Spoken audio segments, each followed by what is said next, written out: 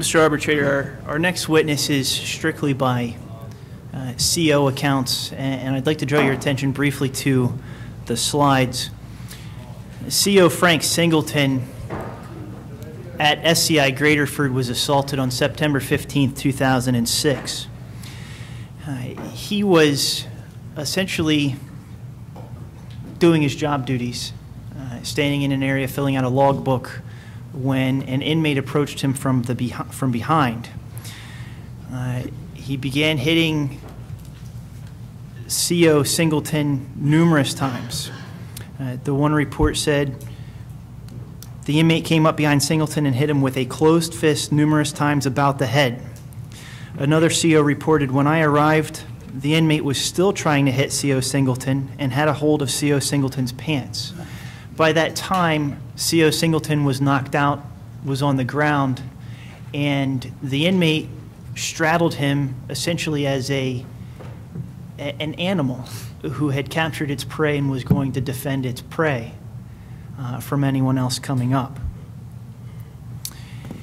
He had severe swelling to his face. The inmate that assaulted Frank Singleton was committed on November 21st, 2001 for a sentence of 25 to 50 years for third-degree murder. He, before assaulting Singleton, had 14 misconducts at Graterford, 2 of which were for fighting. It's these type of individuals who have an extended stay with the DOC and have very little to lose and much to gain by assaulting COs, because they wear CO assaults as badges of honor. As Mr. Thornton testified, they will scar you. They will scar you bad so that you walk around as a billboard to their assault. And the next slide here is Mr. Singleton. You know, and not to belabor the point here, nothing on the vest, but we're talking about all this area here. A broken cheekbone.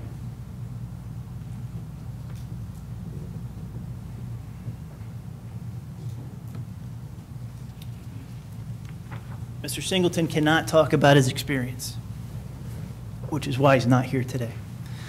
Someone who can talk about his experience, I apologize. I'm going to move on to one more. William Tajeski. Bill was a sergeant at SCI Somerset. On January 31st, 2005, he was attempting to cuff an inmate when another inmate came up and sucker punched him. And we talk about weapons that are confiscated. We talk about weapons that can be made. There were no weapons involved in this case. It was one punch.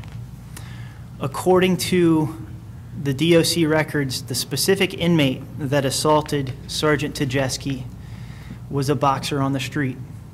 And we, as the Commonwealth, provided him the gym facilities to continue to hone his skills with a speed bag, a heavy bag, and weights. Sergeant Tajeski served in the U.S. Army before coming in, and on January 31st, 2005 was effectively his last day of worthwhile service to the DOC. I want to read to you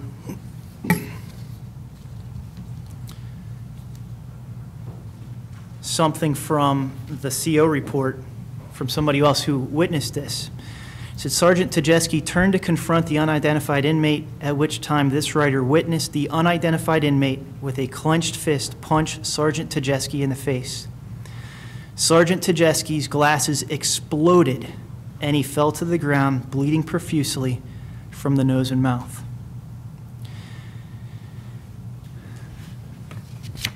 Sergeant Tajeski indicated that the one punch literally knocked the senses out of him. He underwent a course of occupational therapy and physical therapy. in addition to 2 surgeries to attempt to correct the damage done to his face.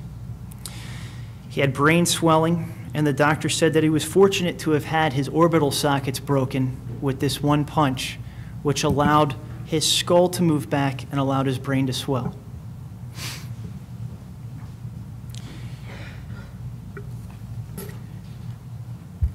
He came back to work for 2 days and indicated that he was there in body but not there mentally. Other COs had to cover for him. He ultimately went to his lieutenant and said, "I can't do this. I don't even know where I'm at." The prison had to call his wife to come pick him up. Later, Sergeant Tajeski went to a rehab facility for traumatic brain injury. The referral report states, Mr. Tajeski's major symptoms at this time include limited ability to assume responsibility for independent living without supervision, headaches, vertigo, depression symptoms, short-term memory loss, disorientation, poor motivation, and difficulty with retention of new information. One punch sent Sergeant Tajeski into Alzheimer's, and he's been that way ever since. And he can't sit here and talk about it. As a matter of fact, if we had him sit here and talk about it, he might just very well trail off because his brain has not rehabbed since. If I could just ask that I don't know that I could find the documentation that supported the testimony that counsel just provided. If we could have copies of the documentation supporting that record evidence, that would be appreciated. Okay, and I would ask that you do supply that to the department.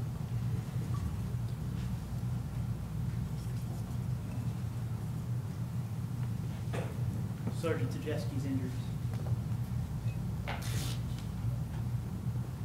For the record, any document that I received, and if you just turn your head right to the right a little bit, that handsome fella sitting next to you provided all of the assault files to the DOC by via request.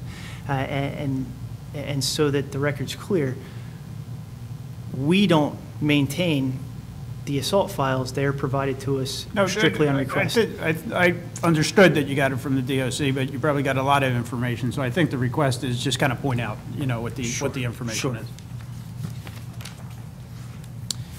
At this time, I would call Paul Brocklehurst.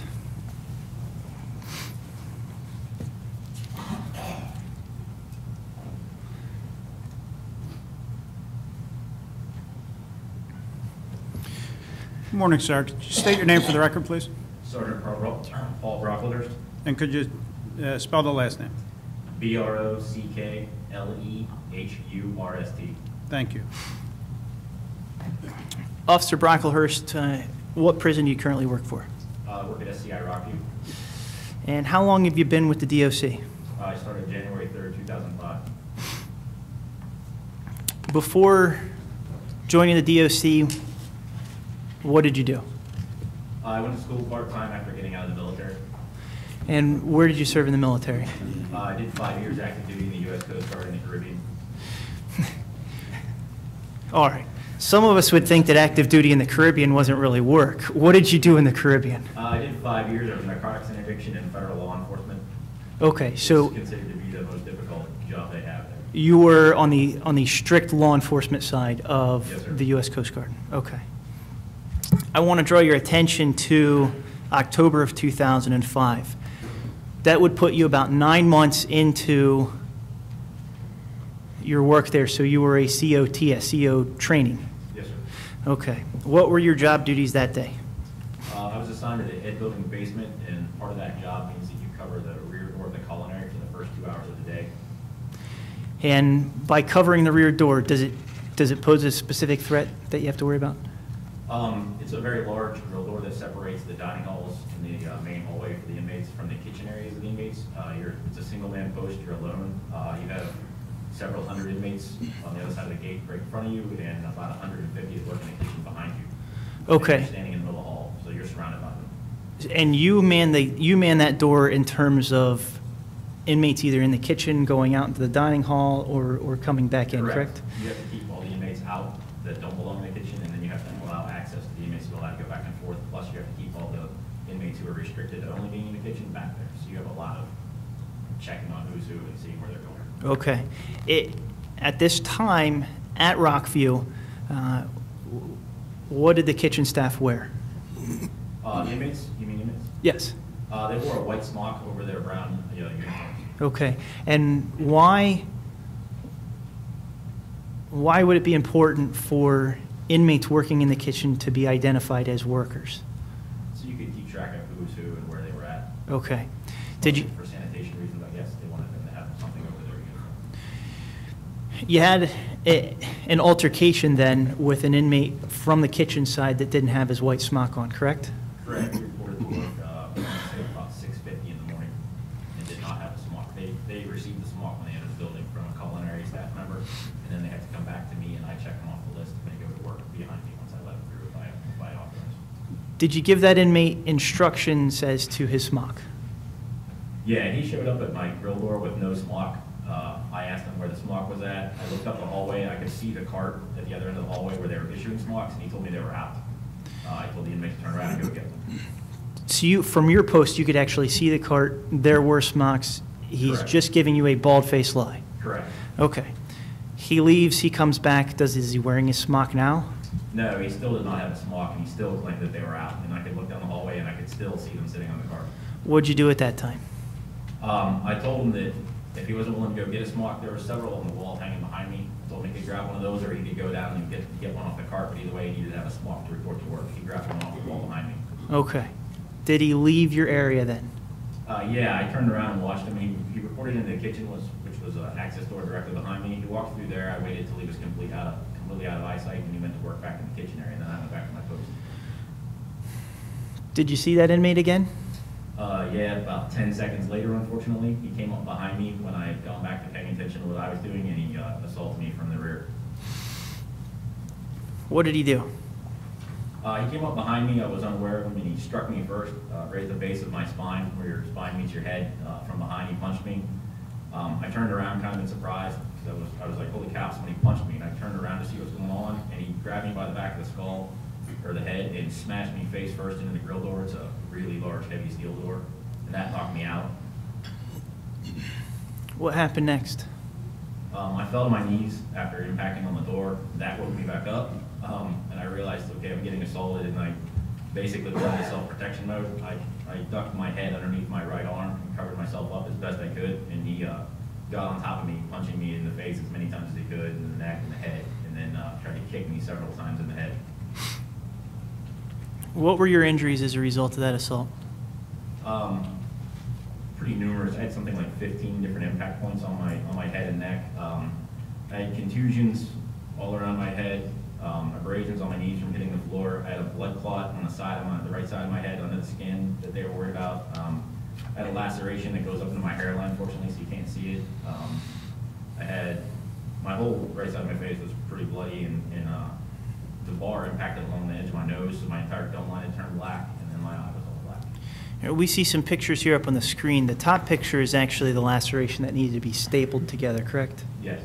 And the below picture is just one of the images of your face. Correct.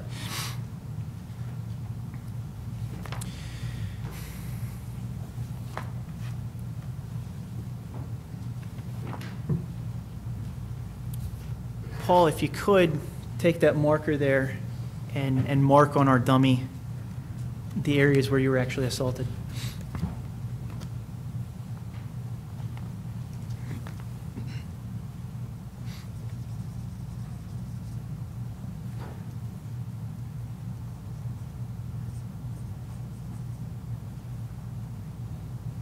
And I also had several heavy bruises on my arm from protecting my head. Okay, and we don't want to ruin a DOC uniform, but for the record, did you have any impact points on your vest? Negative. Okay, and to be sure, your vest does not cover your arms, correct? Correct. Okay.